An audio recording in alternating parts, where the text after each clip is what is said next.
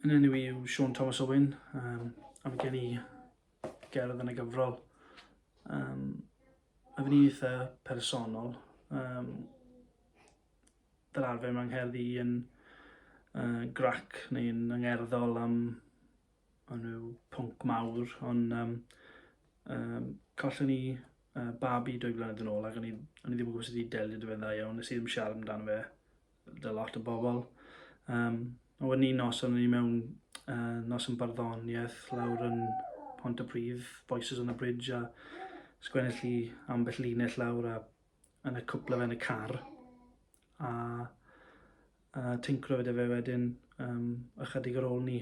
A fi'n meddwl oedd, achos o'n i wedi sgwennu rhywbeth tyner fel yna o'r blaen, oedd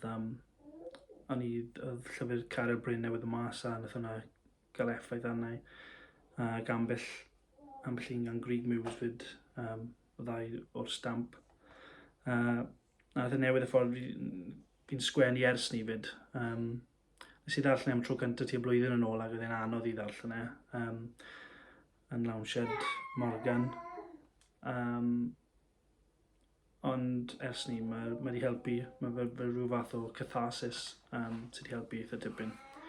Felly dyma'r gerdd Collnod. Ac yn wyn ei byd yn ei chryd, daeth a ffydd yn ôl i ni'n dau. Yn llenwi gwagle a gwen, yn lle gwagiwm hoced llawn papur racs. O blu bach gwyn, nid eto'n gorff ond yn atgof, yng ngwynt ein gorffennol. Nodyn bach llawrydd, sgwennis i nodi'r neges, i mi ei weld yn glir mewn dia gwyn. Yn sydyn un, nad oedden nhw nawr, beth oedden nhw gynt.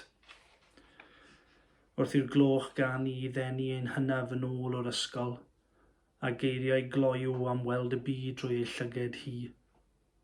Yn chwarae doli glwt mewn tŷ bach twt, yn darllen, dilyn geiriau gyda bysedd bach brwdfrydig, ac yn dysgu sgwennu am beth wnaeth i dros y gwyliau.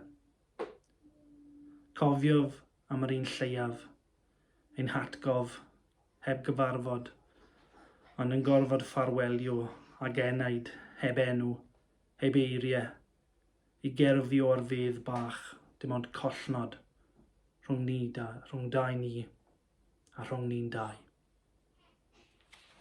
Diolch yn fawr.